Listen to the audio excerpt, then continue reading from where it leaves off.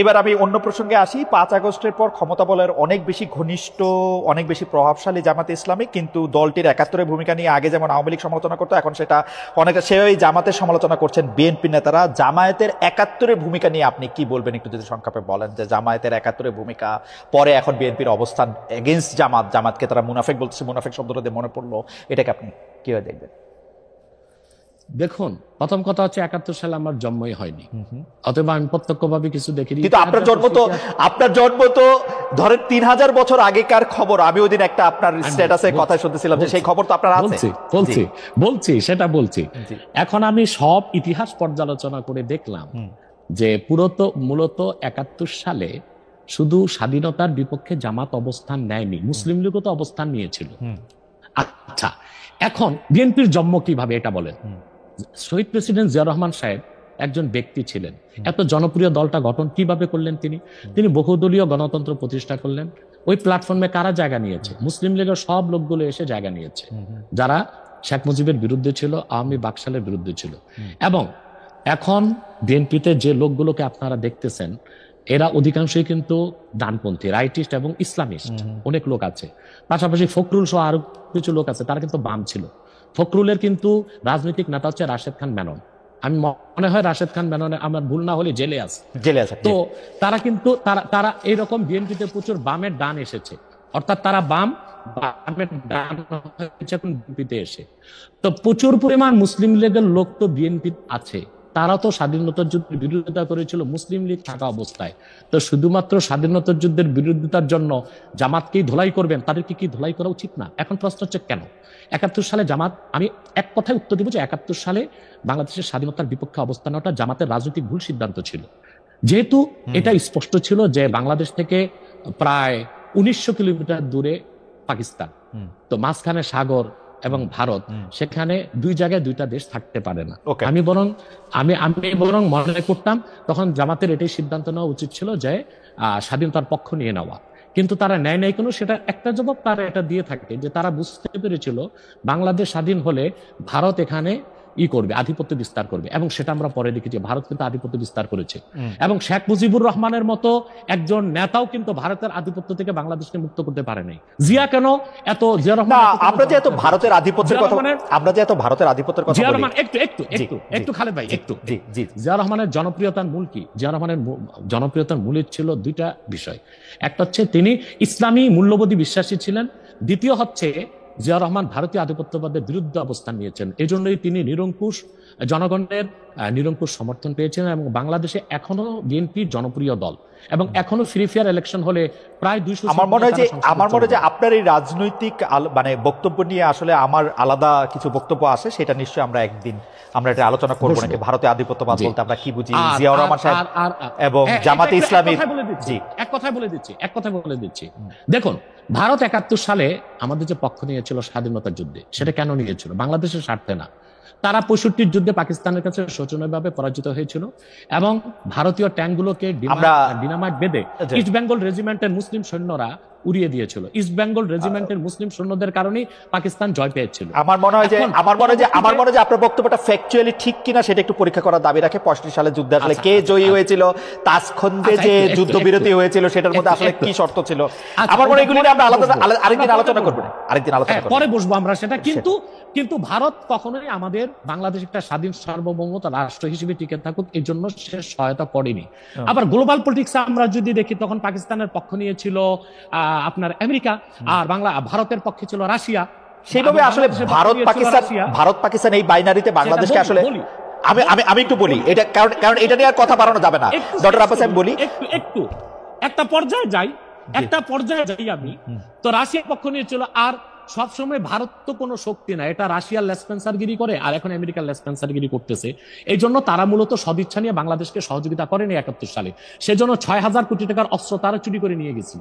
এবং সেজন্য স্বাধীনতা যুদ্ধে নিয়াজি পরাজয় স্বীকার করা দরকার ছিল আমাদের ওসমান গনির হাতে, তার কাছে না করে ভারতীয় সেনাপ্রধানের কাছে করবে কেন, ওসমানীর কাছে কেন করেনি? এই সব থেকে বোঝা যায় ভারত একটা আক্রোশ থেকে এবং তার রাজনৈতিক উদ্দেশ্য অর্জন করার জন্য স্বাধীনতা যুদ্ধে আমাদেরকে সহায়তা করেছিল। পরবর্তীতে সে কি না করেছে, ফারাক্কা বাদ দিয়েছে। শেখ হাসিনাকে 15 বছর এই ফেসিবাদের কাজে সহযোগিতা করেছে ভারত, হাজার হাজার মানুষকে হত্যার কাজে সে সহযোগিতা করেছে। অতএব এসব কেউ কেউ আমাকে প্রশ্ন করছেন, আমার মনে হয় যে আমার প্রশ্ন এটা ছিল না। যাই হোক, আপনি বলেছেন একটু না, আমার মনে হয় যে শেষ একটু কথাটা তো একটা দাড়ি কমা দিতে হবে তো ভাই। সেটা হচ্ছে, তো হয়তোবা জামাত নেতারা তখন চিন্তা করেছিল যে বাংলাদেশ একটা দুর্বল ভূখণ্ড, এটা যদি স্বাধীন হয়ে যায় ভারত আধিপত্য বিস্তার করবে, অথবা ভারত যেন আধিপত্য বিস্তার করতে না পারে, বাংলাদেশ আরো শক্তিশালী হয়ে তারপর স্বাধীনতা ঘোষণা করুক, এরকম চিন্তা ছিল কিনা ওটা জামাত নেতা বলবে। ওকে, ঠিক আছে। আমি জানতে চাইবো যে শেখ হাসিনা পালিয়ে যাওয়ার পরে অনেকগুলি বিষয়ের ক্ষেত্রে আমরা দেখেছি যে মাজার আক্রমণ হয়েছে, বাউলের আসর পণ্ড করা হয়েছে, বইমেলার স্টল বন্ধ করা হয়েছে, রাষ্ট্র থাকতে প্রশ্ন থাকতে। এইটাকে আপনি আসলে কিভাবে দেখেন? মাজার আক্রমণটাকে আসলে আপনি কিভাবে বলেছেন বা জেনেছেন, বা আপনার অবস্থান কি ছিল? বাউলের আসর পণ্ড করা, বইমেলার স্টল বন্ধ করা। দেখুন, এখানে যারা মাজারে হামলা করেছে তারা কারা আমি জানি না, বরং আমার কাছে কিছু অথেন্টিক সোর্স থেকে নিউজ এসেছে যে অনেকগুলো মাজারে ছাত্রলীগের কর্মীরাই টুপি লাগিয়ে হামলা করেছে। এখন আসলে হামলা করলো কারা, তাদেরকে চেনার আগ পর্যন্ত আমি কিভাবে আমার সিদ্ধান্ত দিব? এটা রাষ্ট্র তদন্ত করে দেখুক। ডিজিএফআই আছে। স্যার, আমার প্রশ্ন এটাই, এটা যদি ছাত্রলীগের লোকেরাও করে থাকে তাহলেও তো এটা কাজটা খারাপ করছে, তাই না? না, মাজারে হামলা করা তো উচিত হয়নি। আপনি এটা নিন্দা জানাইছেন কিনা, বা আপনি এটাকে আহ্বান বন্ধ করতে বলছেন কিনা, সেইটা জানতে চাইতেছিলাম আর কি। হ্যাঁ, আমি আমার বক্তব্যে বলেছিলাম যে আল্লাহর ওলিদের মাজারগুলোতে যারা শিরক করে তাদেরকে শাস্তি দেওয়া হোক, কিন্তু আল্লাহর ওলিদের মাজারগুলোতে আঘাত না করা হোক, এটা বলেছি, বক্তব্য আছে আমার।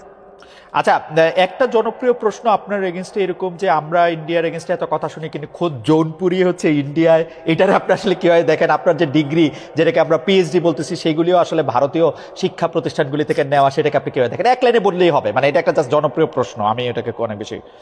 দেখুন এই খুব সুন্দর করে, আপনাকে এক লাইনে তো বলা যাবে না খালেদ ভাই, আমি 3 লাইনে বলে দিচ্ছি। সেটা হচ্ছে, আমাদের বংশটা এসেছে আরব থেকে, অর্থাৎ আল্লাহর হাবিব নূর নবীজি মুহাম্মদ সাল্লাল্লাহু আলাইহি সাল্লামের আপন চাচা হযরত আব্বাসের বংশধর। পরবর্তীতে আমাদের বংশধর এসেছে বাগদাদ থেকে এসেছে ইউপিতে। আর আমার পরদাদার যিনি পিতা ছিলেন, পরদাদার পিতা, তিনি ছিলেন কারামত আলী জনপুর রহমতুল্লাহ জামাতা, অর্থাৎ মেয়ের দিক দিয়ে আবার আমরা কারামত আলী জনপুর রহমতুল্লাহর সাথে রক্ত সম্পর্কে সম্পর্কিত। 1947 সালে আমার পরদাদা জনপুর থেকে, আমার বাবার বয়স যখন 6 তখন চলে এসেছেন বাংলাদেশ। এখন আমার পরদাদা চিন্তা করলেন যে ভারতটা চলে গেছে হিন্দু শাসনে, এখানে আমরা স্বাধীনভাবে চলতে পারবো না, সেজন্য তিনি তো ইন্ডিয়া ত্যাগ করে বাংলাদেশেই চলে এসেছে। সেজন্য আমার বাবা 6 মাস বয়সে বাংলাদেশে এসেছে, আর আমাদের 5 ভাই 3 বোনের জন্ম বাংলাদেশে। অতএব এই জন্য ভারতের বিরুদ্ধে আমি বলতে পারবো না, সেটা কোনো কথা নেই। কিন্তু আমার প্রশ্ন হচ্ছে যে শেখ মুজিবের মায়ের বাড়ি কোথায়? না, সেগুলি তো ভারতে, সেটা তো আরেকজনের প্রসঙ্গ, বলি না একটু বলি না, এটা তো বলতে হবে তো। তারপর হোসেন সৈয়দ সরওয়ার্দীর বাড়ি কই ছিল? তার বাবার বাড়ি ছিল কলকাতা। আব্দুল হামিদ খান ভাসানী, তার বাড়ি ছিল আসামের ভাসানটেক। এরা সবাই কিন্তু পূর্বপুরুষ ভারতে ছিল। অতএব জোনপুরে হওয়ার কারণে আমি ভারতের বিরুদ্ধে করতে পারবো না, এটা হয় না। বরং আমি যে অন্যরা বাংলাদেশের হয়ে রয়ের দালালি করে আর আমি রয়ের বিরোধিতা করি, এটাই তো আমার কৃতিত্ব। না, ফ্যান্টাস্টিক।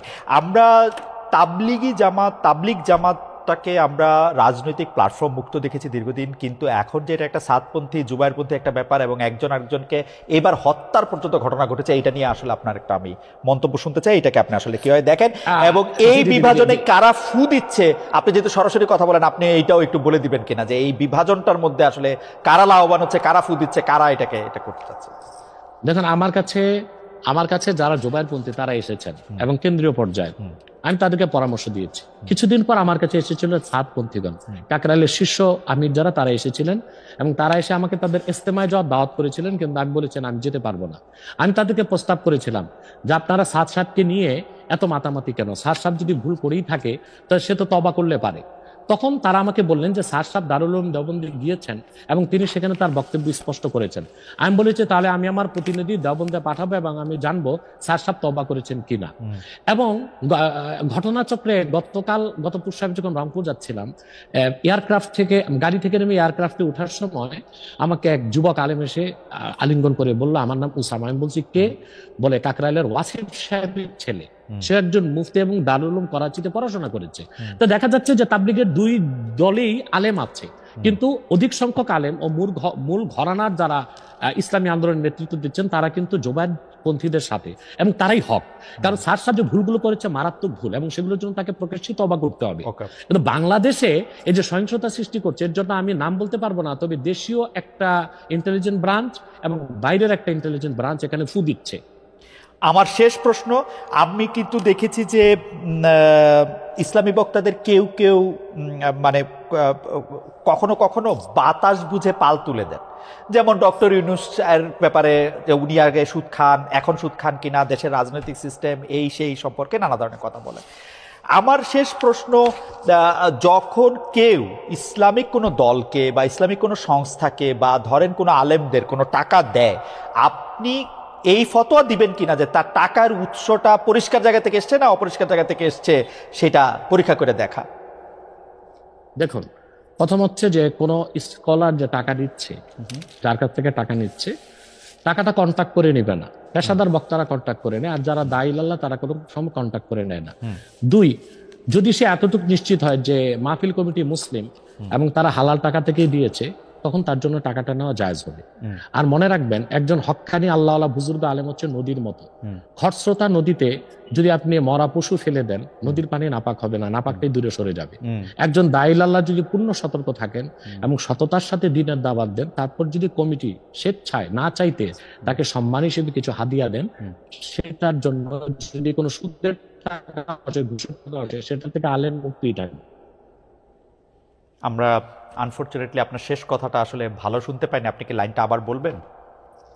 জি, আবার বলছি জি, যে একজন বক্তা যখন কন্ট্যাক্ট করে টাকা নেয়, যেমন দেশে কিছু বক্তা আছে যে আমি প্রোগ্রামে আসবো, আমাকে 1 লক্ষ টাকা দিতে হবে, এইভাবে টাকা নেওয়াটা শরীয়সম্মতভাবে ফাতওয়ায় ঠিক হলেও তাকওয়ার খেলাফ।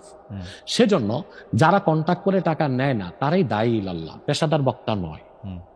আমার মতো বহুত আছে বাংলাদেশে মুহাক্কিক আলেম যারা কখনো কন্ট্যাক্ট করে টাকা নেয় না। দ্বিতীয় হচ্ছে, কন্ট্যাক্ট করে টাকা নেওয়াটা হারাম নয়, ফাতওয়ায় জায়েজ, কিন্তু তাকওয়ার খেলাফ, উত্তম না অনুত্তম কাজ।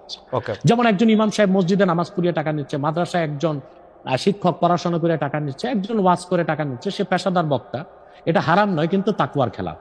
এখন টাকাটা কোন উৎস থেকে আসলো এটা দেখতে যাওয়ার দরকারটা কি? কোন ইমাম সাহেব যে ইমামতিতে যে বেতন নেয়, কমিটির সবাইকে হালাল টাকা তাকে দিচ্ছে না তো, অথবা সেটার দায় যিনি দিচ্ছেন তার।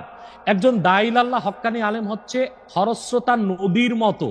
নদীতে যেমন আবর্জনা ফেলে নদী নাপাক হয় না, আবর্জনাই সরে যায়। একজন আল্লাহওয়ালা বুজুর্গ ব্যক্তির কাছে অনিচ্ছায় যদি কোনো সুদের টাকা ঘুষের টাকা আসে, নাপাকটা সরে যাবে, আল্লাহ তাকে হালালের উপরে রাখবে। এটা অনেক মানুষকে অনেক দুষ্কর্ম করতে উৎসাহ দিবে কিনা এটা কেউ প্রশ্ন করতে পারেন, কিন্তু আমাদের আজকের আলোচনা আমরা আর বাড়াবো না। আমি শুধু একটা ব্যাপারে আপনার একটু ফতোয়া চাই। আমাদের একজন দর্শক আপনার কাছে জানতে চাইছেন যে হুজুরকে জিজ্ঞাসা করবেন সহিহ বুখারী ৭৭৭৬ নম্বর হাদিস অনুযায়ী তাবলিগি জামাত কাফের হয়ে যায় কিনা। আমাদের একদম সময় না, আপনি যদি একটা খালি জায়গা থেকে একটু বলেন। হ্যাঁ, আমি বুঝতে পেরেছি সে কোন হাদিসের কথা বলেছে। ওই হাদিসটা হচ্ছে, ওই হাদিসে বলা হয়েছে খারিজিদের কথা। খারিজি একটা বাতিল ফেরকা। খারিজিদের উৎপত্তি হয়েছিল হযরত আলী রাদিয়াল্লাহু তাআলার জামানায়। কিন্তু তাবলীগের ক্ষেত্রে এটা সমস্যা নাই, তারা তো খারিজি না, তা তো দেওবন্দ থেকে। হ্যাঁ, তাদের আকীদায় ও কাজকর্মে কিছু ত্রুটি আছে, সেটা আমরা ধরছি, কিন্তু হাদিস শরীফে যেটা বলা হয়েছে ওটা খারিজিদের কথা। তাদের উৎপত্তি হযরত আলীর যুগে, এবং এটা ইরাকের হারুনা নামক এলাকায়। তাদেরকে হযরত আলী রাদিয়াল্লাহু আনহু 3 বার